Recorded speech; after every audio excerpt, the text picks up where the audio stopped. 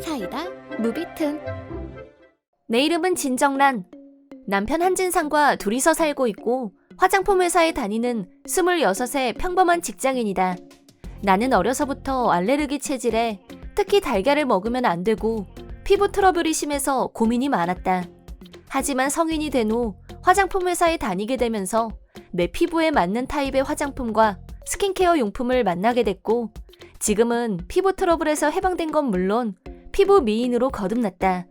알레르기 체질도 많이 개선된 편이라 예전처럼 조심해야 할 것 투성이도 아니고 모든 게 순조로웠지만 한 가지 고민이 있었는데 그건 바로 시누이 한진자였다. 남편에게는 여동생이 하나 있었고 내가 화장품 회사에 다닌다는 점을 이용해서 툭하면 고급 화장품 샘플을 공짜로 달라고 졸랐다. 시누이는 자기 돈은 절대 안 쓰면서 남의 것은 하나라도 더 얻어내려고 안간힘을 쓰는 타입으로 주변 사람들에게 미안함도 부끄러움도 없이 공짜로 얻어낼 궁리만 했다. 그러다 보니 시누이가 뭘 달라고 하면 거절도 못하고 무료로 샘플을 주었지만 결국 무료 샘플 때문에 우리 집에 끝없이 찾아오는 악순환이 반복됐다. 그런 시누이 행동은 날이 갈수록 심해졌는데 어느 날 내가 없을 때 내 방에 함부로 들어가서 물건을 만진 걸 알았고 따끔하게 싫은 소리를 냈다. 나왔어. 어머, 언니 왔어요? 아가씨가 왜 제 방에 있어요? 화장품 샘플 필요해서 왔는데 언니가 없길래 그거 찾으려고요. 아무리 그래도 제 방에 저도 없는데 함부로 들어오는 건 좀 아니지 않아요? 앞으로는 조심해주세요. 나 함부로 들어온 거 아니고 오빠가 들어가도 된다고 해서 들어온 거예요. 여긴 제 방이니까 오빠한테 물어보고 말고 할 것도 없이 들어오지 마시라고요. 언니, 은근히 속이 좁네. 무슨 일이야, 둘이? 당신도 그래. 내가 없는데 내 방에 아가씨더러 들어가도 된다고 하면 어떡해? 난 또 별일이나 된다고. 진짜도 한 식구인데 뭘 그렇게 대회래. 아무리 가족이어도 서로 지켜줄 건 지켜야지. 거참 예민하게 구네. 피곤하게. 진짜야, 신경 쓰지 마. 근데 언니가 자꾸 뭐라고 하잖아. 기분 나빠서 나 그만 갈래. 야, 너 그러고 가면 어떡해? 시누이가 화를 내면서 가버리자 남편은 나한테 역정을 냈고 한바탕 설전이 벌어졌다. 대체 내 말 어디가 틀렸다는 건지 이해 불가였다.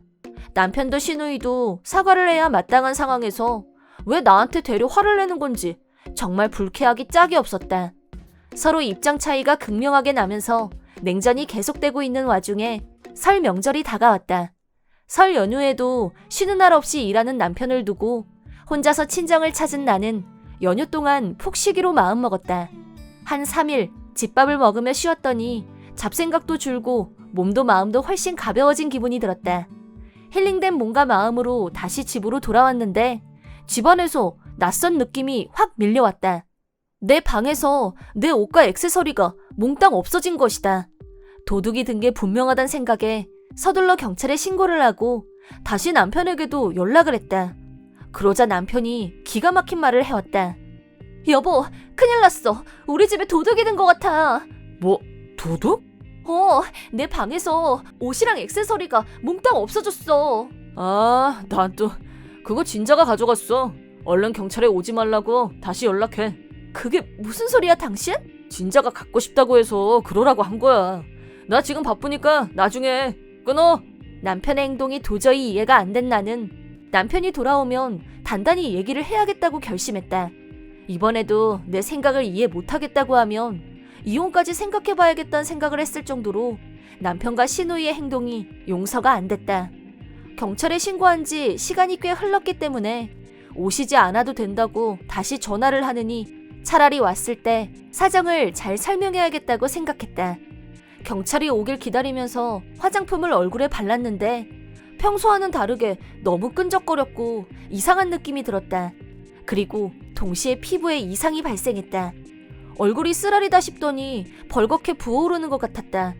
거울을 보니 얼굴이 벌겋게 부어 있었고 차츰 호흡이 곤란해지더니 의식마저 희미해져 가는 게 느껴졌다. 그때 다행히 경찰이 집에 도착했고 내 상태를 보고 바로 구급차를 불러줬다. 병원에 실려가는 도중에 나는 그만 의식을 잃고 말았다. 다행히 다시 눈을 떴을 때는 얼굴 상태도 호흡도 모두 정상으로 돌아와 있었다. 의사가 알레르기가 심할 때 오는 아나필락시스 쇼크라고 병명을 말해줬고, 그 말을 들은 나는 예전에 계란을 맨손으로 만졌을 때의 일이 떠올랐다. 하지만 이번엔 계란을 만진 적도 없었고 대체 뭐가 문제였는지 모든 게 뒤죽박죽이었다. 한 가지 다행이라면 병원에 빨리 호송됐기 때문에 치료도 빨랐고 후유증도 없었다는 것이다. 경찰이 묻는 대로 경위를 설명하자 아까 발랐던 스킨에 문제가 있는 것 아니냐 라는 말을 들었다. 하지만 스킨은 항상 쓰던 제품이었고 항상 두던 자리에 있던 것을 평소처럼 사용한 거였다. 그 외에 이상하다거나 평소와는 뭔가 다르다고 느낀 점은 없었습니까? 사용했을 때 느낌이 다른 때보다 좀 끈적했던 것 같아요. 끈적했다. 그 화장품을 저희가 좀 조사해봐도 될까요? 네, 필요하시면. 경찰이 스킨의 성분 검사를 의뢰한 결과 스킨에서 달걀 흰자 성분이 검출됐단 말을 들었다. 그렇다면 나는 역시나 달걀 알레르기 때문에 병원에 실려온 거였다. 범인은 내가 집에 없을 때 내 방에 들어간 시누이 한진자뿐이라고 확신한 나는 일부러 나한테 그런 짓을 했다는 게 도저히 용서가 안 됐다. 병원에 온 게 조금이라도 늦었다면 나는 원인도 모른 채 어쩌면 생명이 위태로웠을 수도 있는 일이었다. 하지만 시누이 한진자는 내가 생사를 오가는 중에도 아무렇지도 않은 얼굴로 웃고 떠들고 있었을 거란 생각이 들자 분노로 치가 떨렸다. 퇴원 후 곧바로 경찰서를 찾아가 피해 신고를 접수했다. 경찰은 내 진술과 증거물을 가지고 시누이 한진자를 조사했고 경찰의 치밀한 신문에 시누이도 자신의 범행을 인정했다. 동기가 뭐죠?